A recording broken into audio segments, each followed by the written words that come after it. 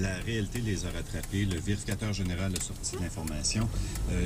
On savait déjà que le projet des F-35 aux États-Unis, parce que c'est un projet américain avant tout, allait mal, que les coûts étaient en hausse, que le gouvernement américain allait peut-être en acheter moins, donc ce qui allait affecter les coûts de production, qu'il y avait des délais technologiques.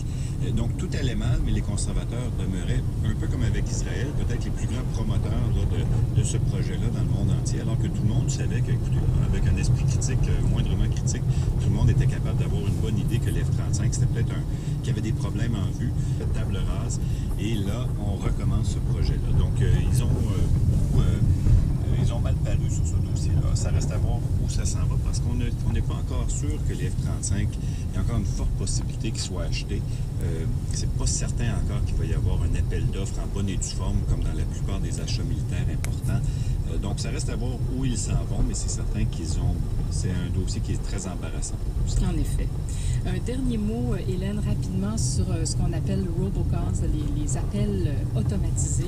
Je ne sais pas pourquoi, mais cette histoire-là n'a jamais soulevé beaucoup d'indignation au Québec, mais partout ailleurs au Canada, ça a été beaucoup plus... les gens ont beaucoup plus réagi qu'ici. Pourtant, on le devrait. Pierre Poutine, qui habite la rue séparatiste, ça nous concerne. Pourquoi? Peut-être parce que c'est un peu une histoire un peu compliquée.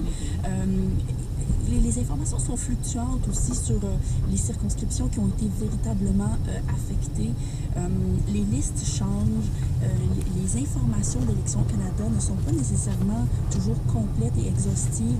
On est un peu perdu et il y a toutes sortes de processus en parallèle. Il y a Élections Canada qui fait sa petite enquête, mais il y a aussi cette cause devant les tribunaux qui est quand même assez fascinante, qui a été plaidée d'ailleurs il n'y a pas longtemps. Donc, cette cause qui tente de faire invalider l'élection de 6 députés conservateurs au motif qu'il y a eu dans ces circonscriptions-là des appels frauduleux et que la marge de victoire est très, très mince. Mais moi, je trouve complètement dépensé. Il aurait voyagé beaucoup, beaucoup. Beaucoup, beaucoup. Il aurait dépassé ses plafonds. Donc, bref, il me semble que l'éthique électorale s'en va un peu n'importe où là, au Canada, et c'est dommage. Elle en prend un coup cette année, en effet. Alors, on va essayer de finir sur des prédictions. Vous avez chacun quelques secondes pour nous dire, Daniel, qu'est-ce que vous pensez qui sera le sujet à surveiller en 2013?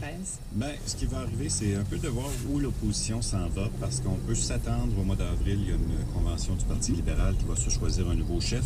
On peut s'attendre à ce que Justin Trudeau devienne le chef du Parti libéral, à moins d'une surprise. Il y a d'autres possibilités aussi, Marc Garneau. On va voir ce qui se passe. Mais il va y avoir une lutte. On sent déjà que la rivalité est très forte entre Thomas Mulcair et les libéraux.